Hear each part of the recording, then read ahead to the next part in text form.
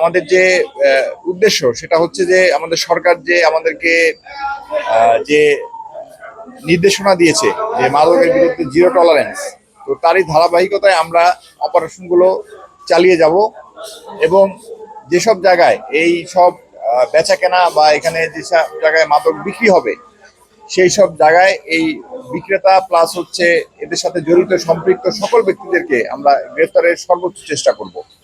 তো আজকে আমাদের এই অপারেশনে টোটাল এই স্টেশন এলাকা থেকে 11 জনকে আমরা গ্রেফতার করেছি বিভিন্ন রকম মাদক দ্রব্য সহকারে। তাদেরকে বিভিন্ন মেয়াদে শাস্তি দেওয়া হচ্ছে।